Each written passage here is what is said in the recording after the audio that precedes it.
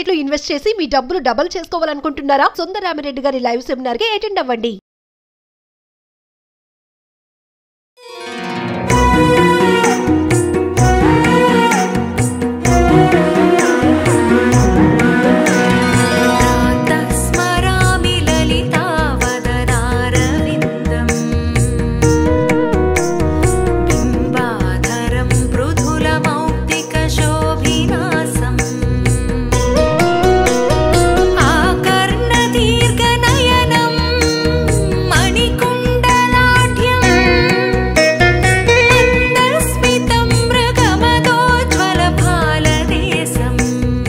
నమస్తే రమగారు. నమస్తే జయ.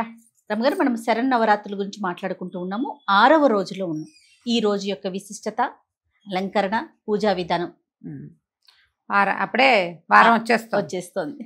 అయితే తిథులు పెద్దవి వచ్చినాయి కదా ఈసారి. లలితా పంచమి 6వ నాడు వచ్చింది. ఈ లలితా పంచమి నాడు ఖచ్చితంగా పేరే లలితా పంచమి అని రాయబడుతుంది.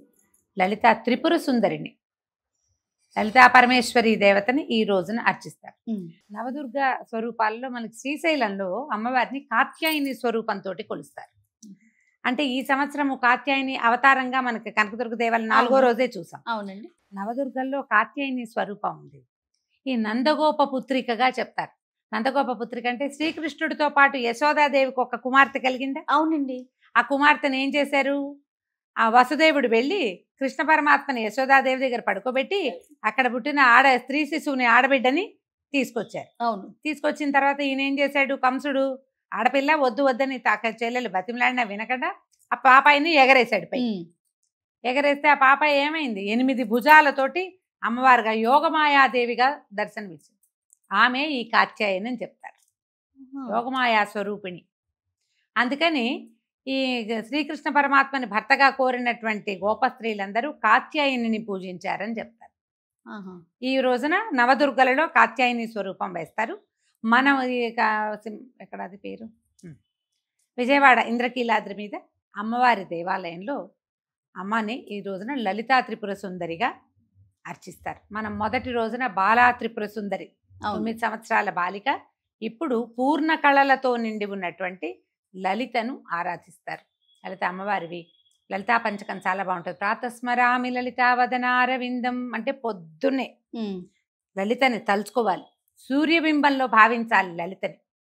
ఎట్లా ఉంటుంది? ఆవిడ చక్కగా పెద్ద గుండ్రటి మొహంతో ఈ మొత్తం ప్రపంచమే ఆమెగా, బ్రహ్మాండమే లలితాదేవిగా భావించి గనక అర్చిస్తే లలిత మనకి ఇవ్వనిదే లేదు. ఇచ్ఛాశక్తి, క్రియాశక్తి, జ్ఞానశక్తి స్వరూపిణి అని చెప్తారు. 3 శక్తులు ఆమె ఎందుకు కలిసి ఉంటాయి. ఈ స్వరూపంలో ఎట్లా కనపడుతుంది? వెనకాల భుజాల్లో పాశాంకుశాలు, వెనక చేతులతో చతుర్భుజిగా దర్శనమిస్తుందమ్మ. వెనకాల 2 చేతుల్లో పాశము అంకుశము పట్టుకుంటుంది.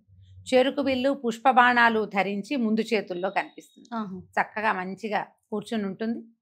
సింహాసనం మీద కూర్చున్నటువంటి లలితని భావించి అర్చిస్తే విశేషమైన ఫలితం లభిస్తుంది.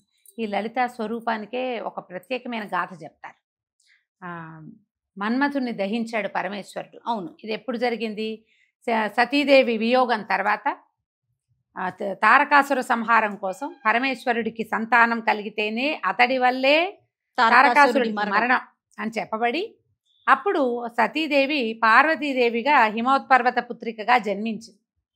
ఆమెని మళ్ళీ పరమేశ్వరుడి వివాహం చేసుకోవటం కోసం ఆమె వెళ్ళి పరమేశ్వరుడిని సేవించే సమయంలో మన్మథుడిని ప్రేరేపణ చేసి పంపారు. పరమేశ్వరుడి యొక్క సమాధిని భగ్నం చేయి, ఆయనకి పార్వతీదేవి మీద మనసు కలిగేలాగా చేయమని. అప్పుడు మన్మథుడు బాణం వేశాడు. పరమేశ్వరుడు తెలుసుకున్నాడు, ఎవరో నన్ను నా సమాధిని భగ్నం చేశారని చూసి పరమేశ్వరుని నుదుటి మంటతోటి కాల్చేశాడు. తర్వాత శివపార్వతుల వివాహం జరిగింది. అయితే ఈ మంటకి, కంటి మంటకి కాలిపోయిన మన్మథుడు బూడిద కుప్పగా మారాడు. ఆ బూడిద కుప్పని ఈ ప్రమథ గణాలలో ఒకరు గణేశుడని కూడా చెప్తారు. ఒక బొమ్మలాగా, ప్రతిమలాగా చేసి దానికి ప్రాణం పోస్తే అతడు భండాసురుడనే రాక్షసుడుగా పరిణమించాడు. భగ్నమైనటువంటి దగ్ధమైన బూడిద నుంచి జన్మించాడు. అయితే ఆ భండాసురుణ్ణి సంహరించడానికి పరదేవత లలితా స్వరూపాన్ని ఎత్తింది. వాడు కంట్రోల్ చేయలేకపోయారు. అతన్ని కంట్రోల్ చేయటం మనం దేవతల వల్ల కాలేదు. ఆమె కోసము అతన్ని సంహరించడానికి పరదేవతే లలితా స్వరూపంలో వచ్చి రకరకాల శక్తులతోటి కలిసి అప్పుడే సప్తమాతృకలు కూడా వచ్చారని చెప్తారు. సప్తమాతృకలు అంటే బ్రాహ్మి, మహేశ్వరి, వైష్ణవి, వారాహి, మాహేంద్రి, కౌమారి, ఐంద్రి, ఇంతమంది అనమాట. అదే మహేంద్రి అంటే నారసింహి. ఈ స్వరూపాలన్నీ కూడా సప్తమాతృకా స్వరూపాలు కూడా ఈ భండాసురుణ్ణి సంహరించిన యుద్ధంలోనే ఈ స్వరూపాలన్నీ కనపడ్డాయి. అక్కడే ఈ బాలికా స్వరూపంలో ఉన్నటువంటి పరదేవత కూడా అదే బాల స్వరూపం, బాలాంబిక, ఆమె కూడా యుద్ధం చేసింది. వారాహి యుద్ధం చేసిందని ఇట్లా ఎన్ని రకాల స్వరూపాలు కనిపిస్తే అది మనకి లలితా సహస్రనామం చదివే వాళ్ళకి భండాసుర వధోద్యుక్త శక్తి విక్రమహర్షిత, అందరూ ఈ భండాసురుణ్ణే సంహరించడానికి ఆమె ఎంతో చేసింది, ఎంత ప్రయత్నం చేసింది. చాలా యుద్ధం జరిగిన తర్వాత వీళ్ళందరినీ ఈ భండాసురుడు అతనితో అటు మొత్తం పరివారాన్ని సంహరించింది అమ్మవారు. ఆ సంహరించిన స్వరూపాన్ని మనం లలితా స్వరూపంగా భావిస్తాం. ఆమెని శ్రీమాతగా చెప్తాం. పూర్తిగా ఇప్పుడు లలితా సహస్రనామాలు 1000 నామాలు ఉన్నాయి, అన్నీ చదవలేవు. శ్రీమాత్రే నమః ఒక్క నామంతో మీరు 1000 సార్లు జపించినా అదే ఫలితం లభిస్తుంది. అవును, 108 సార్లు చేస్తే అష్టోత్తరం అవుతుంది. 1008 సార్లు కనుక చేశారంటే సహస్రనామం పూర్తయిపోతుంది. అంత పవిత్రమైనది, పవర్ఫుల్ కూడా, శక్తివంతమైనది. అయితే అమ్మవారికి ఇవాళ నివేదన ఏం చేస్తారు?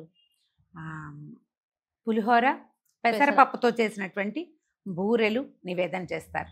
మన శక్తియుక్తుల ప్రకారం మామూలు రోజువారీ చేసినట్టే కొంచెం పులగం చేసుకోవటం, కాస్త పానకము, కొద్దిగా వడపప్పు, ఏ ఫలాలు ఋతువులో దొరికేటువంటి అన్ని రకాల ఫలాలు, కొంచెం కొబ్బరికాయలు.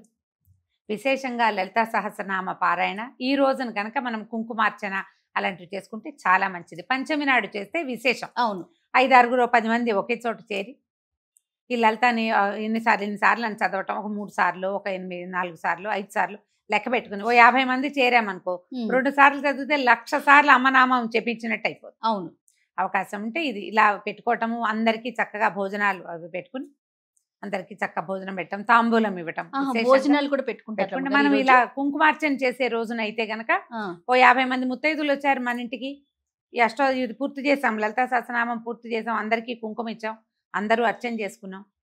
తర్వాత చక్కగా అందరికీ భోజన భాజనాదులతో సత్కరించి తాంబూలాలు అవి సమర్పించుకోవడం, బొట్టు పసుపు ఇవ్వటం, అందరికీ పారాయణ పెట్టడం. మనం ఈ రోజున ఎంత చేసుకుంటే అంత ఫలితం. పంచమి నాడు చాలా విశేషం. అయితే ఈ రోజున మనం కుమారి పూజ చేసుకుంటాం కదా. ఈ రోజున 7 సంవత్సరాల బాలికకి పూజ చేస్తే మంచిది. ఈమెని చండి అంటారు. 7 ఏళ్ల బాలికనికి కనుక పూజిస్తే ఐశ్వర్యప్రదాయనట. మనం ఎక్కడెక్కడ ఆగిపోయిన డబ్బులు వచ్చేస్తాయి, కొత్తగా మనకి డబ్బులు జనరేట్ అయ్యే మార్గాలు ఏమైనా కనపడతాయి. 7 సంవత్సరాల బాలికకి ఈ వారం 10 రోజుల్లో ఈ నవరాత్రుల్లో ఏ రోజు కుదిరితే ఆ రోజున అర్చించండి.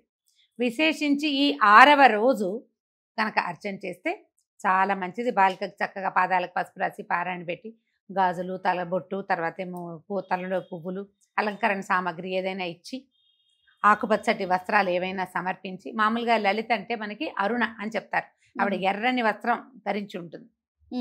లలితా సహస్రనామంలో మొదటే ఆ శ్లోకాల్లోనే కనపడుతుంది అనమాట, ఎర్రని చీర ధరించి ఉంటుంది అని. అయితే ఆకుపచ్చ వస్త్రాలు కూడా సమర్పించవచ్చు. ఎవరికైనా పెట్టేటప్పుడు కూడా, మనం ముత్తైదుకి సమర్పించేటప్పుడు కూడా ఎర్రని జాకెట్, ఆకుపచ్చ జాకెట్ ముక్కలు కానీ, చీరలు కానీ, వస్త్రాలు ఏవి ఇచ్చినా సరే ఆకుపచ్చని వస్త్రాలు ఇచ్చి విశేషంగా అర్చించుకోవచ్చు. పొద్దున సాయంత్రం 2 పూటలా కూడా లలితా సహస్రనామం చేసుకోండి. ఈ లలితా పంచకం అని కనపడుతుంది, 5 శ్లోకాలు ఉంటాయి. ఒక్క ఫలశ్రుతి శ్లోకం ఉంటుంది, 6వది చిన్న శ్లోకం. ఇవి చదువుకోండి. ఒకవేళ సహస్రనామం పెద్దది మా వల్ల కాదు అలాంటివి ఉంటే ఈ లలితా పంచకాన్ని 5 సార్లు, 11 సార్లు, 9 సార్లు మీ లెక్క ప్రకారం చదువుకోవచ్చు. చక్కగా అమ్మవారికి నివేదన చేసి అర్చన పూర్తి చేసుకోవచ్చు. సంతోషరామ్ గారు, 7వ రోజుతో మళ్ళీ కలుద్దాం. తప్పకుండా.